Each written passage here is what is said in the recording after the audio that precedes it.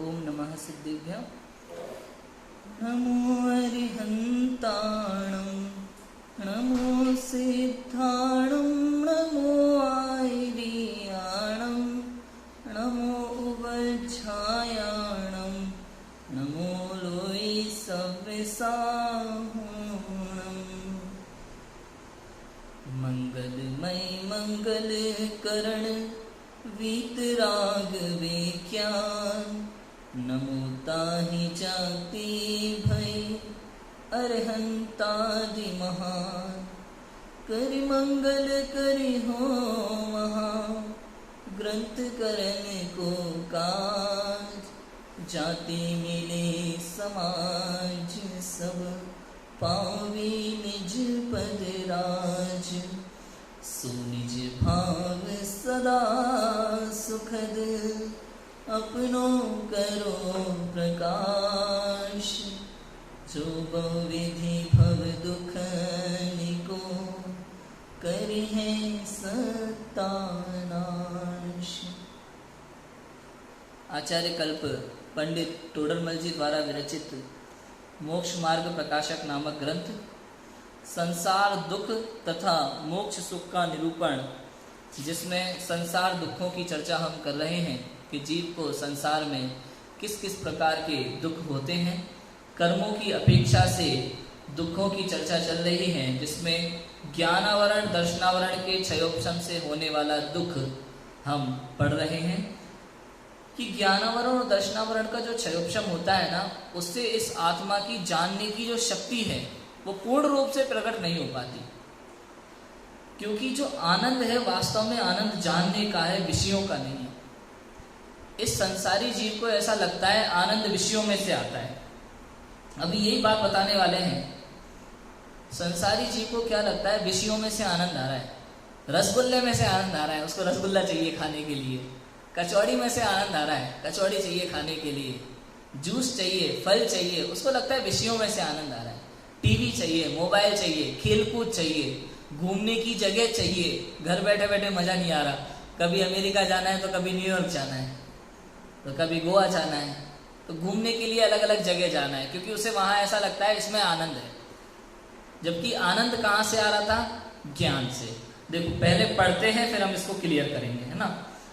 कि मोह के आवेश से, पेज नंबर 46 में सबसे लास्ट पैराग्राफ, मोह के आवेश से उन इंद्रियों के द्वारा विषय ग्रहण करने की इच्छा होती है। कल बताया था ना, ज्ञान तो टंकी है और ये 6 नल लगे हुए हैं इंद्रियां।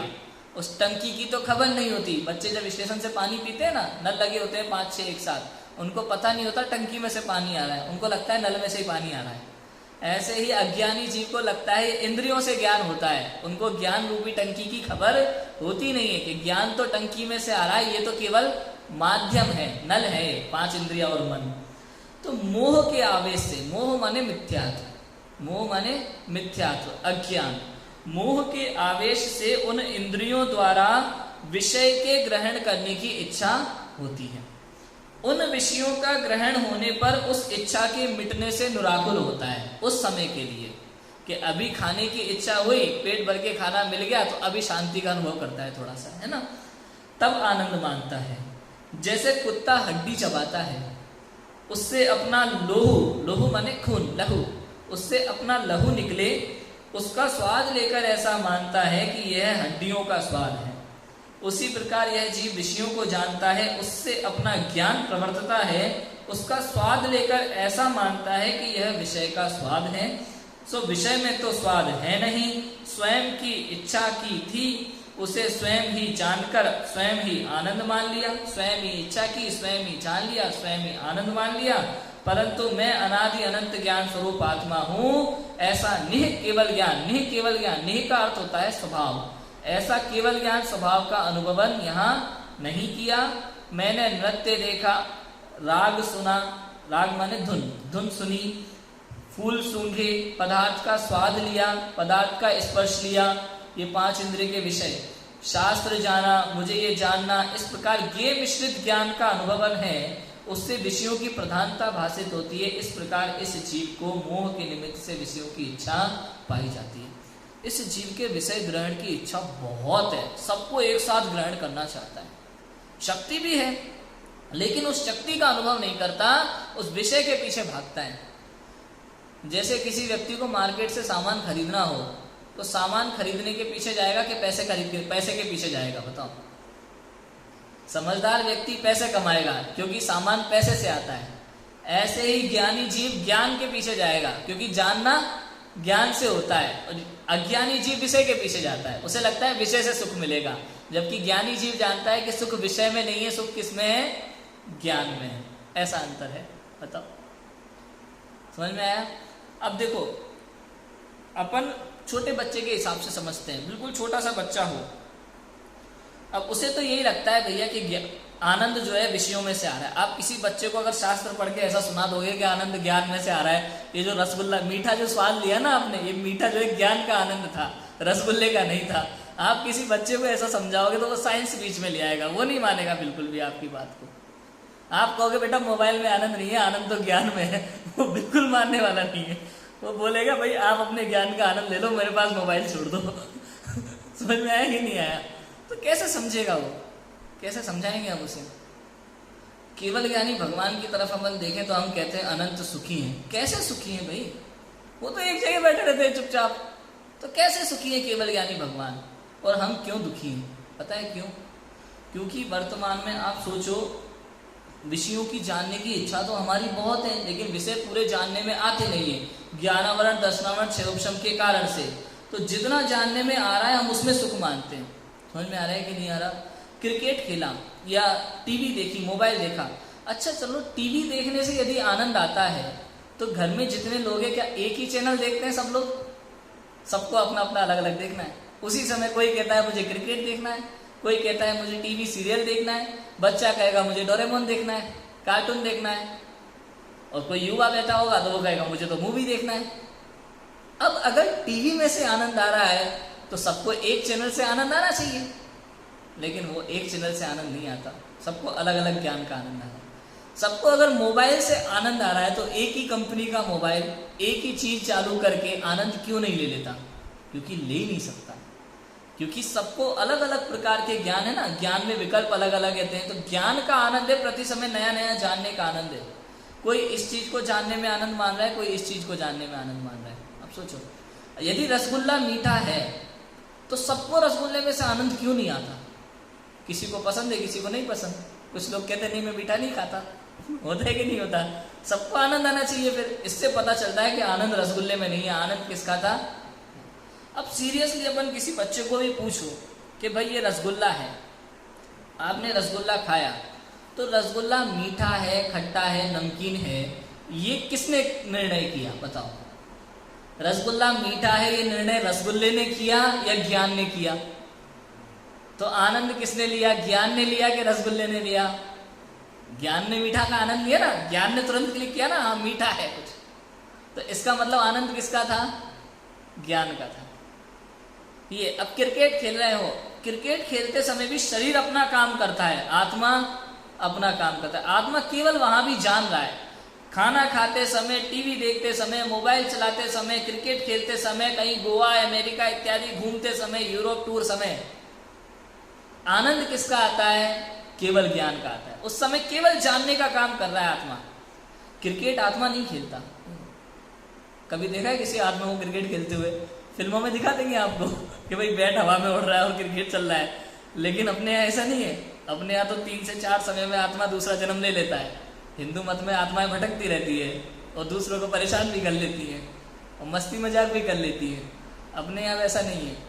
तो उस समय भी, क्रिकेट खेलते समय भी आनंद तो ज्ञान का है, शरीर अपना काम, उसने बॉल फेंकी, इसने बैट। अब अगर क्रिकेट का आनंद होता ना, क्रिकेट का आनंद होता तो हारने वाली टीम को भी आनंद आना चाहिए, लेकिन हारने वाली टीम दुखी हो जाती है और जीतने वाली टीम खुशी मनाती है। इससे पता चलता है कि क्रिकेट में आनंद नहीं है, वो जो ज्ञान में ना, मैं जीता, वो ज्ञान ने जो निर्णय किया उस निर्णय का आनंद है। आनंद ज्ञान का है। हर समय जितना चिंतन करते जाए, अपन सोचते जाए, उतने जवाब मिलते जाते हैं। सबसे बड़ा अज्ञान मालूम है किसे कहा? वो अनध्यवसाय। जो अज्ञान के 3 भेद है ना मिथ्या ज्ञान के, संशय, विपर्य, अनध्यवसाय। संशय माने ये है कि ये है, सांप है या रस्सी है, और विपर्य माने विपरीत ही मान लेना कि नहीं रस्सी ही है और बाद में सांप काट लेता है, वो विपर्य है। अनध्यवसाय माने होगा कुछ, अपने को क्या लेना देना। ये सबसे भयंकर वाला अज्ञान है, होगा कुछ अपने को क्या लेना देना, इसको जानने की जिज्ञासा ही नहीं होती। और ऐसे जीव बहुत है वर्तमान में।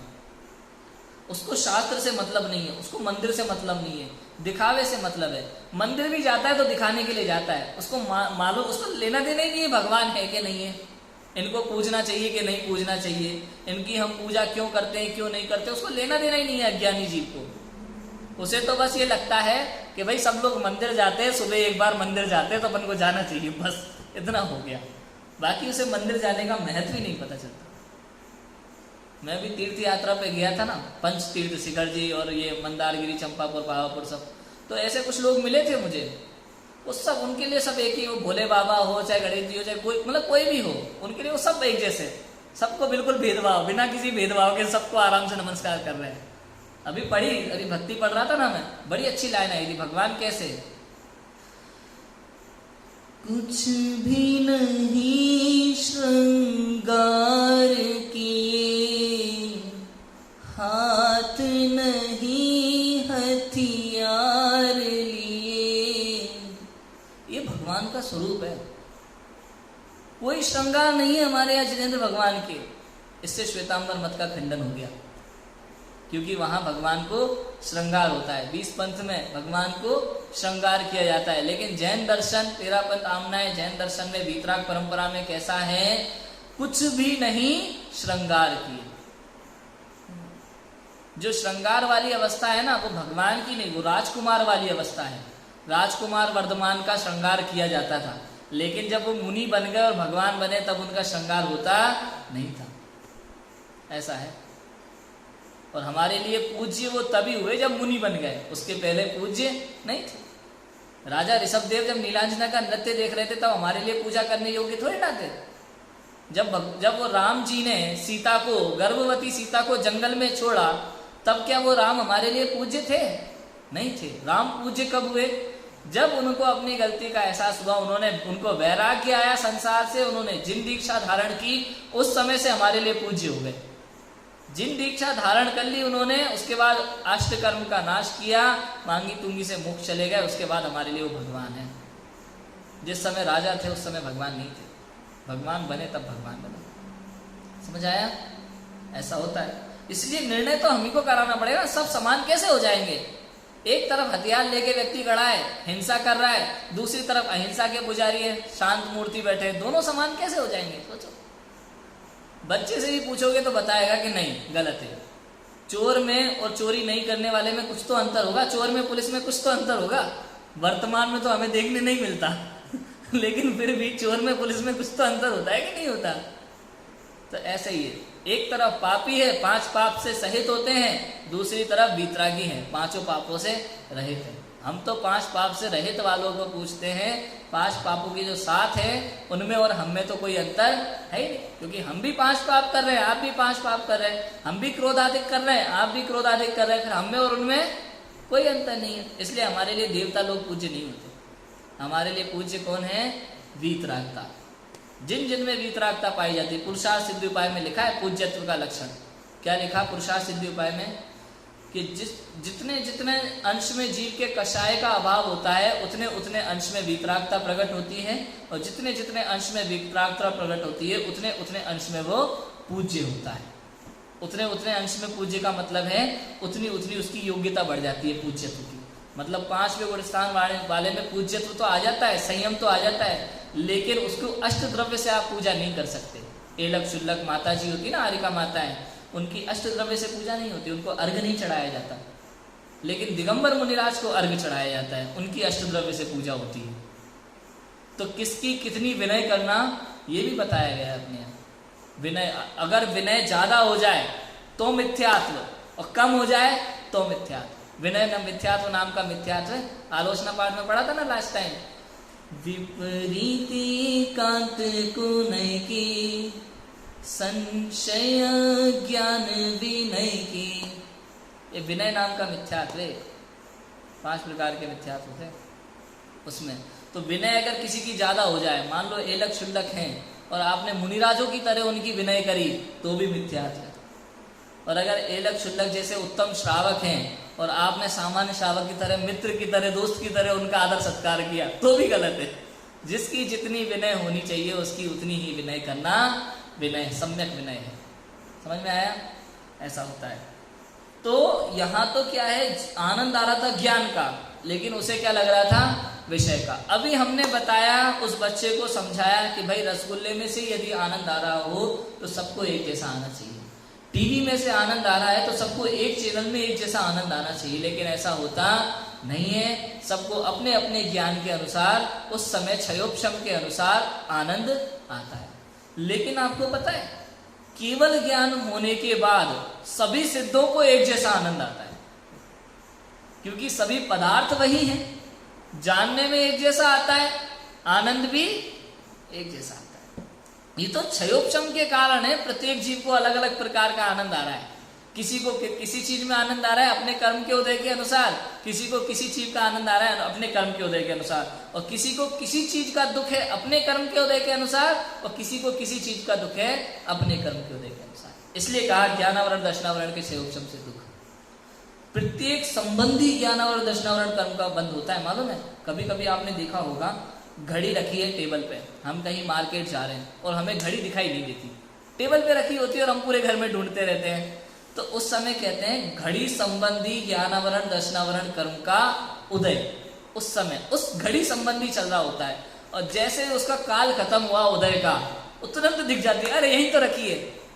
समझ में आया? ऐसे ये ज्ञानावरण दर्शनावरण कर्म का उदय काम करता है, क्षयोपशम काम करता है। कुत्ता होता है, कुत्ता, पंडित टोडरमल जी ने 2 कुत्तों के को विशेष रूप से लिया है मोक्ष मार्ग प्रकाशक में। 2 प्रकार के कुत्ते हैं।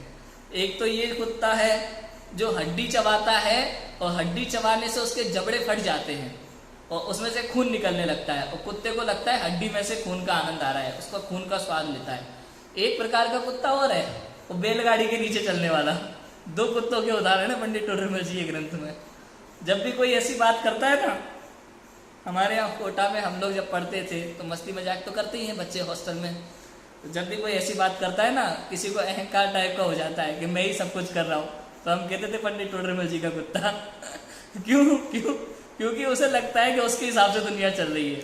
वो बैलगाड़ी के नीचे चल रहा होता है ना कुत्ता, एक टर्न उसको उधर घूमना था और बैलगाड़ी वाले को भी उधर ही घूमना था, तो कुत्ते को लगने लगा ये बैलगाड़ी में चला रहा हूँ। तो ऐसा होता है कभी कभी, कुछ काम हम करते हैं और बहुत अच्छा होता है, और दूसरा काम भी हमें मिल जाए तो हमें लगता है हमारा सब कुछ बहुत अच्छा चल रहा है। ये उस समय तत्संबंधी कर्म का उदय होता है। अब देखो, ऐसे जीव को आनंद आ रहा है विषयों में, ठीक है, इतना तो क्लियर हुआ कि विषयों में आनंद नहीं है, आनंद हमारे ज्ञान में ही है। अब कोई जो प्रश्न किया था ना बच्चे, इनको भगवान को क्या आनंद आता होगा बैठे बैठे, तो हम कहते हैं जब हम थोड़े थोड़े विषयों को जान करके हमें इतना आनंद का अनुभव करते हैं, हम थोड़ी देर के लिए बच्चे को मोबाइल मिल जाए तो वो इतना खुश रहता है, कोने में बैठ जाएगा, बिल्कुल आपको डिस्टर्ब नहीं करेगा, उसको उतना आनंद उसमें आता है। टीवी का रिमोट दिया तो खुश हो गया, वापस ले लिया तो दुखी हो गया, उसको उतना जानने का उतना आनंद है। तो वो केवल ज्ञानी भगवान, जिनको लोकालोक, भूतकाल, वर्तमान काल, भविष्य काल, त्रिकाल पूरा एक साथ एक समय में स्पष्ट झलक रहा है, उनके ज्ञान का आनंद कितना होगा इसकी हम कल्पना नहीं कर सकते। थोड़ा जानने में हमें आनंद का अनुभव होता है, परोक्ष जानने में, अस्पष्ट जानने में हमें थोड़े से में आनंद का इतना अनुभव होता है, तो जिनको पूरा जानने में आ रहा हो उनके आनंद की हम कल्पना भी नहीं कर सकते। ऐसा है। सबसे बड़ा दुख इस संसार में कुछ है ना, तो वो अज्ञान का दुख है, और सबसे बड़ा सुख यदि कुछ है तो वो ज्ञान का सुख है। अज्ञान से बड़ा संसार में कोई दुख नहीं, और ज्ञान से बड़ा कोई सुख नहीं। ऐसा है। अज्ञान का दुख कैसा होता है पता है? जैसे हम कोटा की बात बताता हूँ, हॉस्टल की। 2 बच्चे आपस में बैठे हुए हैं, ठीक है, बात कर रहे हैं, और बात करते करते हाथ चला जाता है किसी दूसरी तरफ। बात करते करते हमारा हाथ जाता है ना, तो किसी लड़की की तरफ उसका हाथ चला गया। बात तो किसी दूसरे टॉपिक की चल रही थी। उस लड़के ने देख लिया कि ये दोनों बात कर रहे हैं और इसने मेरी तरफ हाथ किया, ठीक है, उसे लगेगा कि मेरे बारे में कुछ कह रहा है। समझ में आया क्या लगा उसे? जरूरी है आपस में मेरे बारे में बात कर रहे, मेरे बारे में कुछ कह रहा है। अब उस समय उसके मन में बैठ गई बात, अब वो अकेले में दोनों से अलग अलग पूछेगा। एक व्यक्ति के पास गया कि तुम शाम को क्या बात कर रहे थे? कब बात कर रहे थे? वो 5 बजे शाम को वहां बैठ करके। हाँ तो क्या हुआ? नहीं मेरी तरफ तुमने इशारा किया था ना, क्या बात कर रहे थे? भाई तुम्हारी तरफ इशारा नहीं किया, चला गया होगा हाथ, हम तो दूसरे टॉपिक पे चर्चा कर रहे थे। उसको भरोसा नहीं होता विश्वास नहीं होता, उसे लगता है ये छुपा रहा है बात को। दूसरे वाले व्यक्ति से भी सेम प्रश्न पूछता है, क्यों उसने तुमसे मेरे बारे में कुछ कहा था क्या? तो हाथ किया था ना उसने, नहीं हम तो दूसरे टॉपिक पे बात कर रहे थे, तुम्हारी तो कोई बात ही नहीं हुई। उसको खाना हजम नहीं होता, उसको नींद नहीं आती ठीक से, उसे जानना है कि तुम मेरे बारे में क्या बात कर रहे थे। उसे सब भ्रम जो हो गया। अब बताओ अज्ञान का कितना बड़ा दुख है, और ज्ञान अभी पता चल जाए कि क्या हो रहा है तो अपने आप में सुखी अनुभव करता है। हाँ ठीक ऐसा है। सुबह बताया था ना मैंने, भीड़ लगी हो कहीं पे और हमें कहीं जल्दी जाना हो तो भी वो आगे तब तक नहीं निकलता जब तक उसे पता न चल जाए कि ये भीड़ क्यों लगी है। अज्ञान का दुख है इसको, जीव को। उसका कोई लेना देना नहीं है उस मैटर से, भीड़ क्यों लगी है, क्या हुआ, झगड़ा हुआ नहीं हुआ कि कुछ और हुआ है, उसको कोई लेना देना नहीं है उस मैटर से। उसे जल्दी जाना है कहीं पे, लेकिन फिर भी वो जानना चाहता है कि आखिर हुआ क्यों। ये जीव की जानने की जिज्ञासा की बात करें ना, जानने की जिज्ञासा की बात, तो आप देखना सुबह उठते ही सबसे पहले चाय के साथ लोग न्यूज़पेपर पढ़ते हैं पता चलता है कि जीव को दुनिया के बारे में जानने की कितनी जिज्ञासा है। सब बड़े बड़े घरों में, सब घरों में अखबार जरूर आता है, छोटे से छोटा घर हो वो भी अखबार जरूर मंगाता है, न्यूज़पेपर, क्योंकि उसे पूरी दुनिया को जानना है। इच्छा है पूरी दुनिया को जानने की मन में। जानने का सुख ऐसा होता है, जबकि पूरी दुनिया से उसका कोई लेना देना, कुछ नहीं करने वाला। पूरा न्यूज़पेपर पहले पेज से लास्ट पेज तक पढ़ेगा, कौन कौन से गांव में क्या घटना हुई, कितने लोग मरे, कितने लोग जिंदा हैं, कितनों का एक्सीडेंट हुआ, कौन सा नेता ने क्या कहा, पूरा पेपर, क्रिकेट में क्या हुआ, फिल्मी दुनिया में क्या चल रहा है, सारा पढ़ने के बाद फिर वो अपने काम पे जाता है। अब उसने जो भी पढ़ा उससे उसका कोई लेना देना नहीं था, लेकिन जानना उसको सब है। पंचायत पूरी समझना है उसे, होता है कि नहीं होता। टीवी न्यूज चैनल, अब देखो कितना है न्यूज चैनल पे, हर न्यूज चैनल पे दुनिया भर की न्यूज चल रही है, और व्यक्ति को जानने की इतनी जिज्ञासा है। मोबाइल खरीदना हो नहीं खरीदना हो, लेकिन बच्चे पता करते रहते कौन कौन सा चल रहा है, कौन कौन सा नया अपडेट आ रहा है। कोई भी चीज, फ्लिपकार्ट, अमेजोन खोल करके आज दिन भर बैठे बैठे यही देखते रहते क्या क्या नया आ रहा है, जबकि हमें कुछ खरीदना ही नहीं है, फिर भी समय खराब हो रहा है। जानने की जिज्ञासा, जानना है उसे, सब कुछ जानना है।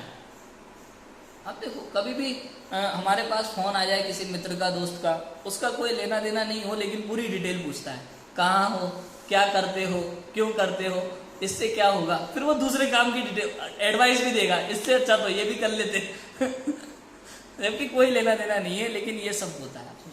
इससे पता चलता है जीव को जानने की कितनी जिज्ञासा है। इससे पता चलता है कि प्रत्येक जीव लोकालोक को जानना चाहता है, संपूर्ण जगत को जानना चाहता है, लेकिन ज्ञानावरण दर्शनावरण कर्म के क्षयोपम से जान नहीं पाता और दुखी होता है, आकुलित व्याकुलित होता है। ये नहीं जानने का दुख है, ज्ञानावरण दर्शनावरण के क्षयोपम से होने वाला दुख है। आगे पढ़े, देखो मैंने नृत्य देखा, राग सुना, नए लय सुनी, संगीत सुना, फूल सूंघे, पदार्थ का स्वाद लिया, रसना इंद्रिय, स्पर्श किया, ये स्पर्शन इंद्रिय, शास्त्र जाना, निर्णय किया, मन, इस प्रकार ज्ञेय मिश्रित ज्ञान का अनुभव किया। ज्ञेय मिश्रित ज्ञान समझे, मतलब ज्ञेय का निमित्त और ज्ञान से जानना। ज्ञेय मिश्रित ज्ञान का अनुभव किया, उससे विषयों की प्रधानता भाषित होती है, विषयों की प्रधानता उसमें भाषित हुई। उसमें उसको अपने ज्ञान का तो अनुभव नहीं हुआ, उसमें उसे लगा कि विषयों में से आनंद आ रहा है, जबकि आनंद पूरा आ रहा था ज्ञान से। विषय थे निमित्त, उसने समझ लिया विषय से आनंद है, ज्ञान का कोई काम है, ज्ञान से वो परिचित नहीं। इस प्रकार इस जीव को मोह के निमित्त से विषयों की इच्छा पाई जाती है। किसके निमित्त से? मोह के निमित्त से, अज्ञान के निमित्त से, मिथ्यात्व के निमित्त से। अब देखो क्या कहते हैं, वहां इच्छा तो त्रिकालवर्ती सर्व विषयों को ग्रहण करने की है, जिसकी बात अपन ने की। मैं सर्व का स्पर्श करूं, सबका स्वाद लूं, सबको सूंघूं, सबको देखूं, सबको सुनूं, सबको जानूं, इच्छा तो इतनी है।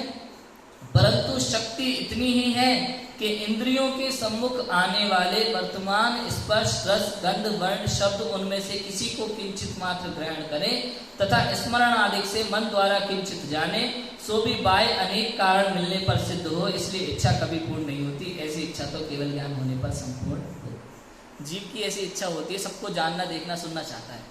सब सुनूं, सब देखूं, सब जानूं, अच्छा अच्छा संगीत सुनने मिले, अच्छा अच्छा व्यू देखने के लिए मिले, पुरानी यादें ताजा करता रहता है। क्योंकि केवल ज्ञान में तो सब एक साथ झलक रहा है, भूत भविष्य वर्तमान का, लेकिन क्षयोपम ज्ञान में तो ऐसा है नहीं।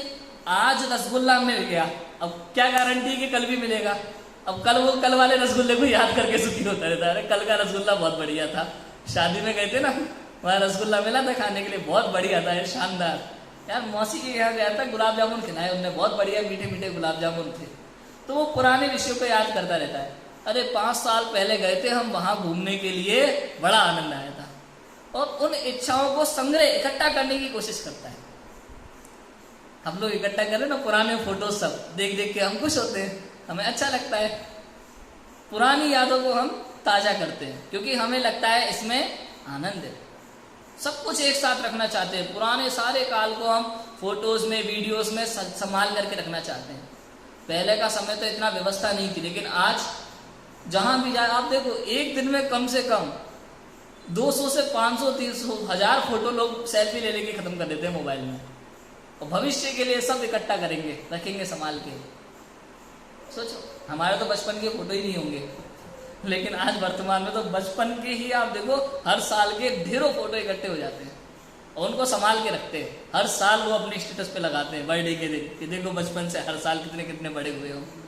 तो मतलब उनको इकट्ठा करके रखना चाहता है। देखा ना, किसी को किंचित मात्र ग्रहण करें और स्मरण आदि से मन द्वारा किंचित जाने, सो बाह्य अनेक कारण मिलने पर सिद्ध हो।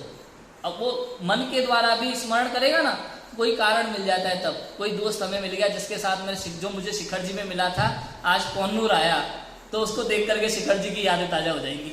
अरे तुम तो वही हो ना, शिखर जी में मिले थे, हम लोगों ने साथ में वंदना करी थी, पहाड़ पे मिले थे, हाँ बड़ा अच्छा मौसम था अच्छी वंदना हुई थी। तो वो ऐसे मिलने पर सिद्ध हो। इसको क्या बोलते हैं मामे, मति ज्ञान के भेद ना, अवग्रह या अवाय धारणा। तो उसमें आता है ये प्रत्यभिज्ञान।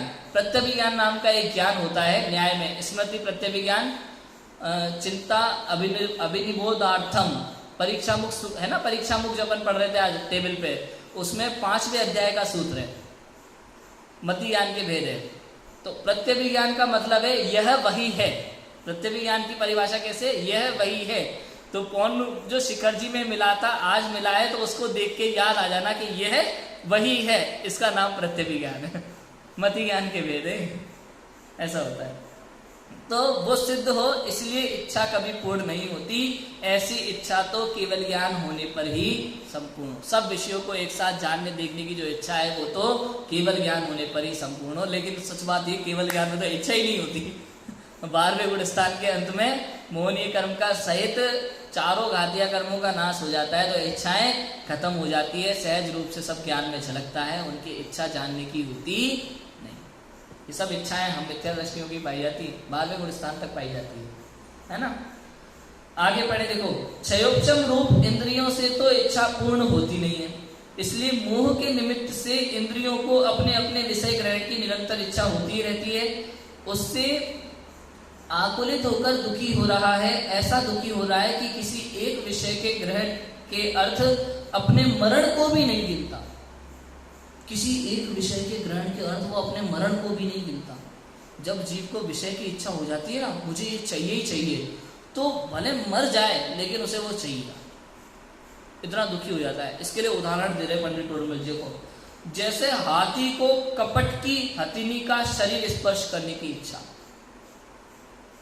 वन में जो लोग हाथी पकड़ना चाहते हैं ना, पता है क्या करते हैं, हथिनी को सामने रखते हैं और एक गड्ढा खोदते हैं बड़ा, उसके ऊपर घास भर देते हैं और हाथी के सामने उस हथिनी को दिखाते हैं।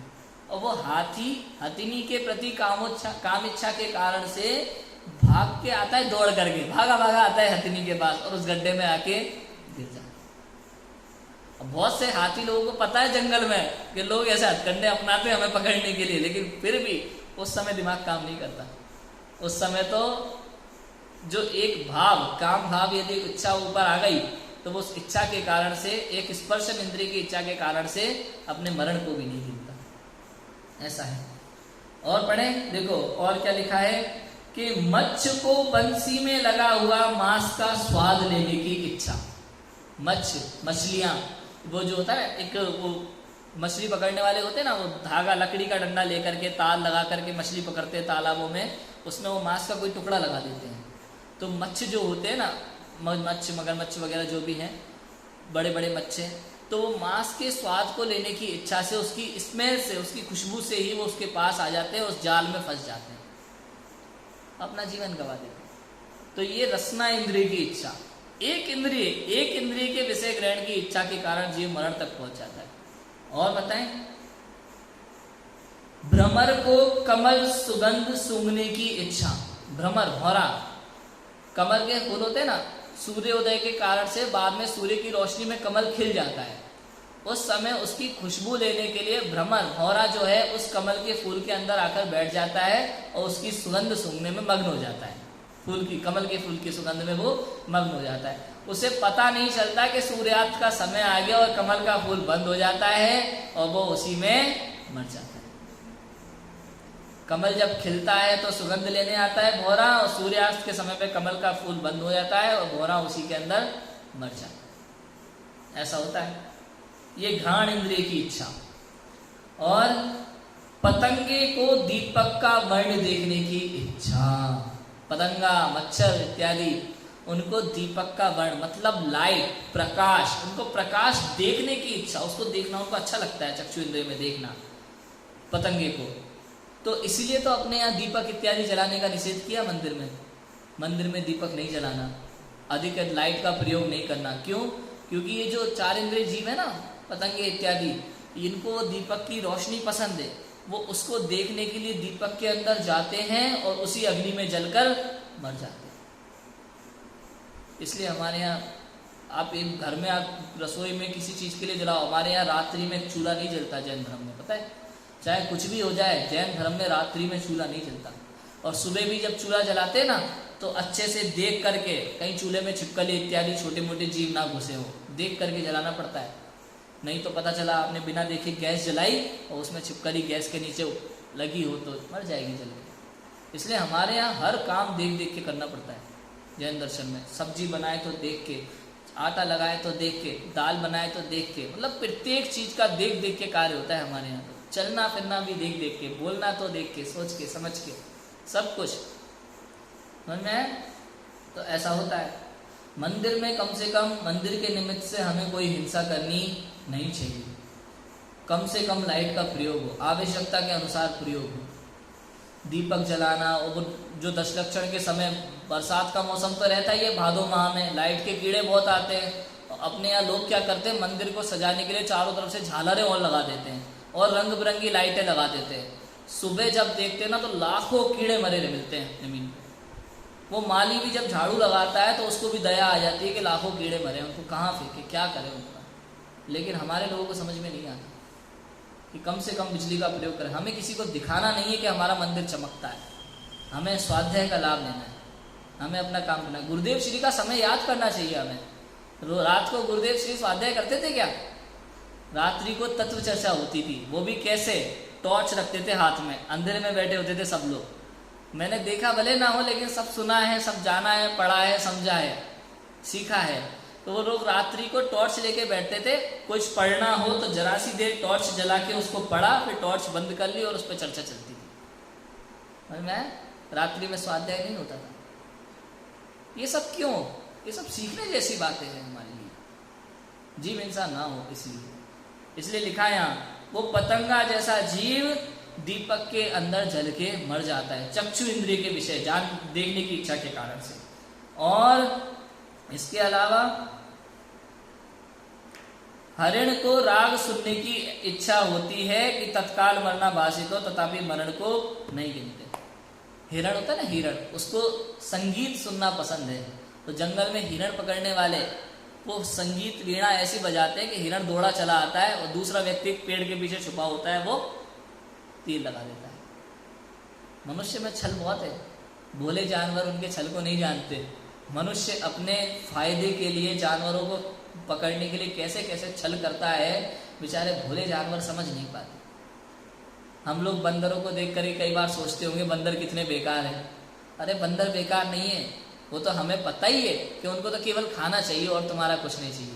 वो केवल आपके हाथ में खाने की चीज़ देखते हैं और ले जाते हैं बेचारे प्यार से, उनको कुछ नहीं चाहिए। लेकिन हम लोगों की इच्छाएं कैसी है, सब कुछ होते हुए भी उनको जबरदस्ती मार देते हैं। उनको मारने के लिए नए नए तरीके सोचते हैं, छल करते हैं उनके साथ, धोखा देते हैं उनको। वो आप उनके जंगल में जाकर हम घर बना लेते हैं, अपने वो कहीं और चले जाते हैं अपनी जगह छोड़ के चुपचाप बेचारे, लेकिन हम उनका पीछा वहां भी नहीं छोड़ते। मनुष्य ऐसे होते हैं। और ये मनुष्य को लगता है मैं मनुष्य हूं तो बहुत अच्छा हूं, ऐसा नहीं है। आज तूने हाथी को मारा है, कल तू भी हाथी बनेगा, कल कोई तुझे मारेगा। समझ में नहीं आता। आज तूने मच्छर, खुशी होते लोग, मच्छर मार के तो लोग बड़े खुश होते हैं गर्मी में कि भाई मच्छर परेशान कर रहा था, आज मैंने उसको, बहुत बड़ी गलती है, बहुत बड़ी गलती है। कभी ऐसा नहीं करना, चाहे कितनी भी समस्या हो। आप देखो ना मुनिराज कैसे होते, दिगंबर मुनिराज हमारे कैसे हैं। चाहे कैसी भी सर्दी हो गर्मी हो, उन्हें स्पर्शन इंद्रिय का सुख चाहिए ही नहीं। पांचों इंद्रियों से रहित, पांचों इंद्रिय के विषय से रहित होते हैं। रसना इंद्रिय, स्वाद नहीं चाहिए, बिल्कुल निस्वाद भोजन लेते हैं, जरा सा गिनती का अपनी शर्तों पर। ऐसा नहीं कि ये चाहिए वो चाहिए वो चाहिए, कुछ नहीं। निस्वाद रस रहित भोजन, बिल्कुल गिनती के हिसाब से, वो भी अपनी विधि मिलने पर, अपनी शर्तों पर लेते हैं। संगीत सुनने का तो कोई काम ही नहीं है। अच्छा खुशबू बदबू में कोई भेदभाव नहीं है, सब एक जैसा। निर्विचिकित्सा चिकित्सा अंग के धारी होते हैं ना ज्ञानी जी, सम्यक ऋषि जी, उनके लिए अच्छा बुरा कुछ नहीं है, सब समान है, ऐसे होते हैं। ठीक है, अपनी आत्मा के आनंद में मग्न होते हैं, कुछ अच्छा देखने की इच्छा नहीं है। वीतराग स्वरूप को, या तो जिन देव की वीतराग मुद्रा को देखते हैं या अपने वीतराग मुद्रा को देखते हैं, और कुछ नहीं देखते संसार में, ऐसा है। अब देखो, इन इंद्रियों की पीड़ा से पीड़ित रूप सर्वजीव निर्विचार होकर जैसे कोई दुखी पर्वत से गिर पड़े, वैसे ही विषयों में छलांग लगाते हैं, नाना कष्ट से धन उत्पन्न करते हैं, उसे विषय के अर्थ खोते हैं, तथा विषयों के अर्थ जहां मरण होना जानते हैं वहां भी जाते हैं। नरकादि के कारण जो हिंसादिक कार्य उन्हें करते हैं, तथा क्रोधादि कषायों को उत्पन्न करते हैं। देखो इन विषयों पे ऐसे, मतलब पर्वत से कोई सीधा विषय के लिए कूदा हो, ऐसे विषयों पे कूदता है ये जीव। नाना कष्ट से धन उत्पन्न करता है, सुबह से रात तक मेहनत करेगा और नाना कष्ट। आप सोचो वर्तमान में तो लोगों के पास इतना भी धन हो कि उनकी 10 पीढ़ियां खा सकती हैं बैठ करके, फिर भी धन कमाने की इच्छा खत्म नहीं होती। अभी एक मूवी आई थी साउथ में, दक्षिण भारत की, उसमें एक व्यक्ति ने ऐसा काम किया था। वो किसी साधु के कहने पर कुछ दिन के लिए भिखारी बनता है कि उसकी मम्मी की बीमार तबीयत बहुत खराब हो जाती है। किसी साधु ने कहा आपको 1 महीने तक भिखारी बन के रहना पड़ेगा और किसी को अपनी पहचान नहीं बताओगे। अगर ऐसा किया तो भीख से मांगे हुए पैसे आप मंदिर में चढ़ा दो, आपकी माँ ठीक हो जाएगी। ऐसा किसी साधु ने कहा उस मूवी में। और वो बहुत बड़ा करोड़पति इंडस्ट्रियलिस्ट, क्या बोलते हैं, इंडस्ट्रियलिस्ट होता है बहुत बड़ा, और देश विदेश में खूब सारी उसकी फैक्ट्रियां चल रही होती है, कंपनियां चल रही होती है।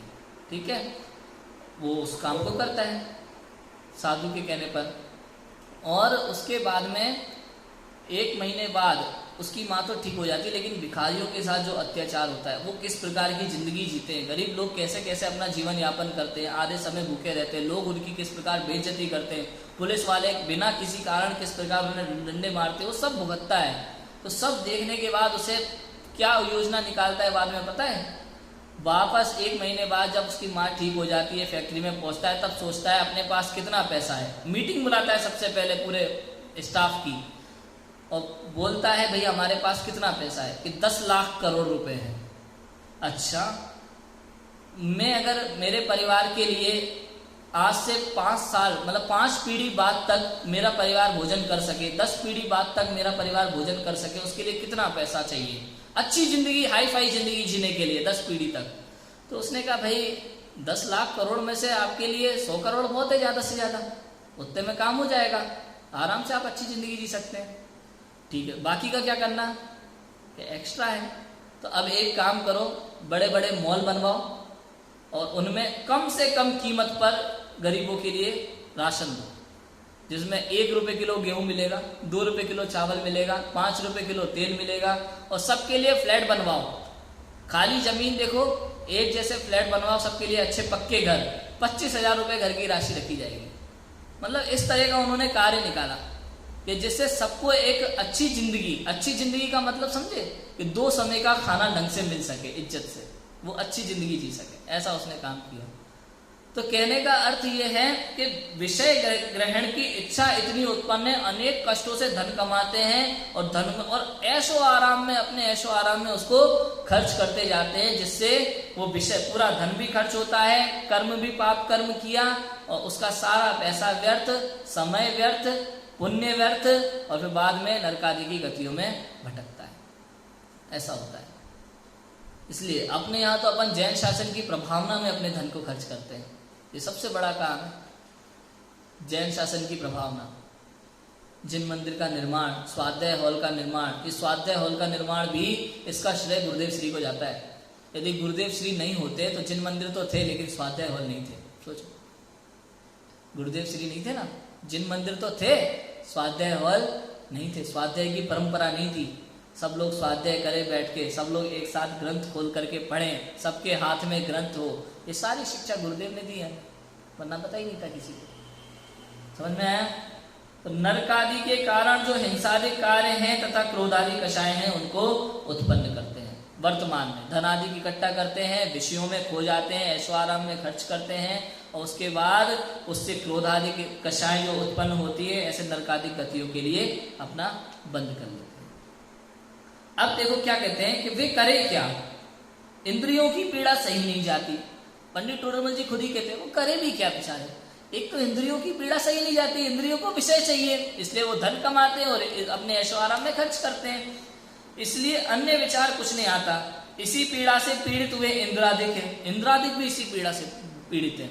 देवगति के जीव, उनको भी सारी सुख सुविधाएं चाहिए, कल्प वृक्ष से सारे ऐशो-आराम चाहिए, सब मिलता है। वे भी विषयों में अति आसक्त हो रहे हैं। जैसे खाज रोग से पीड़ित हुआ पुरुष आसक्त होकर खुजाता है, पीड़ा ना हो तो किस लिए खुजाए, उसी प्रकार इंद्रिय रोग से पीड़ित हुए इंद्रादिक आसक्त होकर विषय सेवन करते हैं, पीड़ा ना हो तो किस लिए विषय सेवन करें। जैसे खुजली हो जाती है ना, तो लोगों को देखा होगा खुजली रहती है, बार बार खुजाने का मन करता है, जबकि उससे उसको और तकलीफ होने वाली है। लोग बताते हैं खुजाना नहीं, फिर भी उस समय खुजाता है, उसको वहाँ आनंद जैसा लगता है, अच्छा लगता है खुजाती हुए। मधुमक्खी काट लेती है ना, सूज जाता है, वहाँ पे खुजाने लगता है, उसको आनंद जैसा लगता है, लेकिन उससे और तकलीफ होती है। ऐसे ही विषय सेवन करते समय उसे आनंद जैसा लगता है, जबकि वो विषय सेवन से उसे दुख ही मिलने वाला है, ये बात उसे उस समय समझ में आती नहीं। और जब बाद में जब कर्म का उदय आता है तब दुखी होता है, तब सर पकड़ के बैठ जाता है कि पता नहीं कौन से कर्म किए थे जिनके कारण से दुखी हो रहा। ऐसा होता है। इस प्रकार ज्ञानावरण दर्शनावरण के क्षयोपशम से हुआ इंद्रिय जनित ज्ञान है, वह मिथ्या दर्शन आदि के निमित्त से इच्छा सहित होकर दुख का कारण हुआ है। मिथ्या दर्शन के कारण से, इच्छाओं के कारण से वो दुखी होता है। देखो बहुत अच्छी चीज है, एक बताने वाले हैं इसमें आगे, वो भी पढ़ते हैं अपन, कि इस दुख के दूर होने का उपाय यह जीव क्या करता है, सो कहते हैं। ये तो दुख की बात थी, ऐसे ऐसे दुख होते हैं।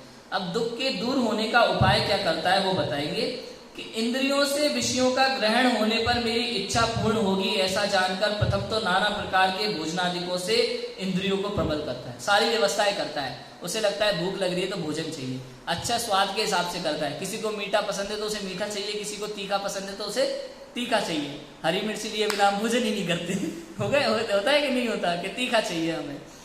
तो जानकर तो प्रथम तो नाना प्रकार के भोजनादिकों से इंद्रियों को प्रबल करता है, ऐसा ही जानता है। और इंद्रियों के प्रबल रहने से मेरे विषय ग्रहण की शक्ति विशेष होती है, तथा बाय अनेक बाय कारण जानना चाहिए, उनका निमित्त मिलाता है। कैसे मिलाता है इसका उदाहरण दिया है, बहुत अच्छा उदाहरण है, हमें 1 मिनट में क्लियर हो जाएगा कि हम 5 इंद्रियों के विषय कितना चाहते हैं। कि इंद्रियां हैं वे विषय सन्मुख होने पर उनको ग्रहण करती हैं, इसलिए अनेक उपायों द्वारा, बाह्य उपायों द्वारा विषयों का तथा इंद्रियों का संयोग मिलाता है। नाना प्रकार के वस्त्रादिक का, भोजनादिक का, पुष्पादिक का, मंदिर आभूषणादिक का तथा गान वादित्र आदि का संयोग मिलाने के अर्थ बहुत ही खेद खिन्न होता है। देखो क्या करता है, इसके लिए उदाहरण समझे अपन। एक बहुत अच्छा उदाहरण है। एक व्यक्ति था, उसको भूख लगी, होटल में गया। अब होटल भी उसको छोटा मोटा नहीं चलेगा, उसको होटल चाहिए लग्जरी, सारी सुविधाओं से युक्त, एयर कंडीशनर वाला, क्योंकि स्पर्शन इंद्रिय की मांग है ना। स्पर्शन इंद्रिय ने कहा भाई मुझे लग रही है गर्मी, तो मुझे चाहिए ठंडक। एयर कंडीशनर होटल में गया। इतने देर में रसना इंद्रिय बोली, पेट बोला अंदर से भाई भूख लग रही है। रसना इंद्रिय ने देखा होटल बहुत अच्छा है, एयर कंडीशनर, उसने बढ़िया स्वादिष्ट भोजन ऑर्डर किया। जो भी उसको पसंद है वो रसना इंद्रिय जो भी ऑर्डर करे वो करता है। अब खुशबू के लिए वो कहेगा वेटर को बुला करके, सुनो थोड़ी खुशबू, चारों तरफ जरा इत्र छिड़क दो, थोड़ी खुशबू चाहिए हमें। पैसे खर्च करने को तैयार है, इंद्रिय विषयों का सुख पूरा चाहिए, लेकिन उसमें कमी नहीं होनी चाहिए। समझ में है? तो वेटर को बुला करके बोलेगा भाई थोड़ा इत्र छिड़क दो चारों तरफ कमरे में, होटल में, मुझे थोड़ी सुगंधी की आवश्यकता है, स्मेल अच्छी नहीं आ रही है।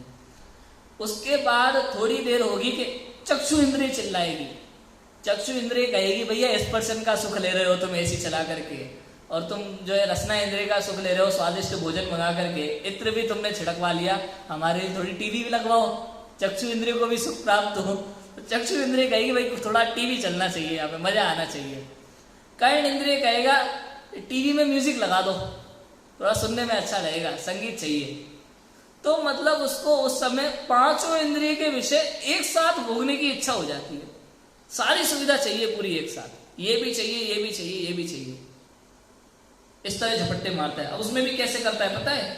इन इंद्रियों के सन्मुख विषय रहता है तब तक उस विषय का किंचित स्पष्ट जान बना रहता है। उस समय तो स्पष्ट जान रहा है, स्वाद भी ले रहा है, एसी का सुख भी ले रहा है, ठंडक हो रही है, संगीत भी सुन रहा है, टीवी भी देख रहा है, सब हो रहा है क्रम क्रम से, है ना। पश्चात मन द्वारा स्मरण मात्र देता है। अब आज तो कर लिया, अब आगे से क्या होगा, बस याद करेगा कि वहां हमने ये किया था, ठीक है।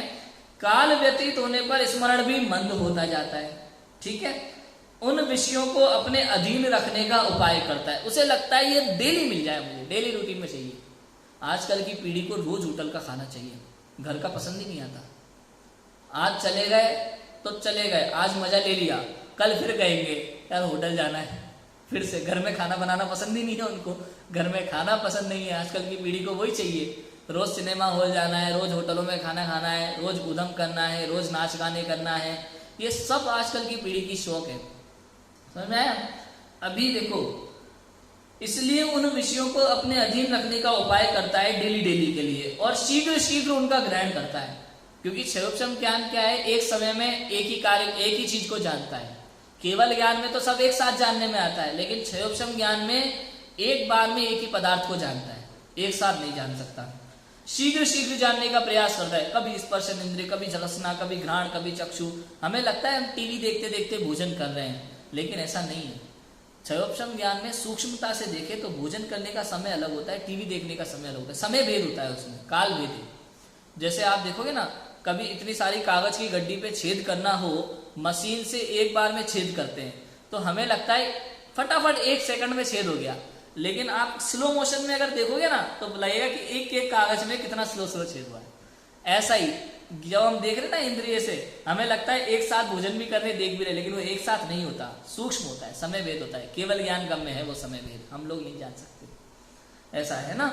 अब किंतु यह विषय ग्रहण करना चाहता है। इंद्रियों के तो एक काल में एक ही विषय ग्रहण होता है, ये बहुत करना चाहता है, इसलिए आकुलित होकर शीघ्र शीघ्र एक विषय को छोड़कर अन्य को ग्रहण करता है तथा उसे छोड़कर अन्य को ग्रहण करता है। ऐसे झपट्टे मारता है, ये शब्द लिखा पंडित टोडरमल जी ने। आप देखो, झपट्टे मारना, विषय ग्रहण की और झपट्टे, जैसे होता है ना, आप देखो मम्मी ने लड्डू बनाया हो ना घर में गरम गरम, बच्चे कैसे झपट्टा मार दे, फटाफट से चाहिए चाहिए। तो ऐसे ये इंद्रिय विषयों के प्रति झपट्टा मारता है। कभी रसना इंद्रिय, कभी घ्राण इंद्रिय को ये चाहिए, वो चाहिए, वो चाहिए, वो चाहिए। मन में इतने विकल्प, इतने सपने देख रखे दुनिया भर के, सब चाहिए उसे, सारा सुख चाहिए, लेकिन सामर्थ्य उतनी है नहीं, पुण्य का उदय उतना नहीं है, सामर्थ्य नहीं है। अनंत शक्ति जो ज्ञान ने जानने देखने रूप शक्ति है, उसकी इसे महिमा नहीं है। विषय ग्रहण की इच्छा बहुत है, इस कारण से जीव दुखी रहता है। ये ज्ञानावरण क्षयोपशम ज्ञानावरण दर्शनावरण के क्षय उपशम से होने वाला दुख है। अभी इसमें आगे बहुत है, इसकी चर्चा बहुत है, अभी तो समय हो गया है हमारा, इसमें बहुत चर्चा इसकी आने वाली है। उसके बाद मोहनीय अंतराय की भी चर्चा आएगी, उसकी चर्चा करेंगे। अभी की बात को विराम देते हैं। ओम नमः शिवाय।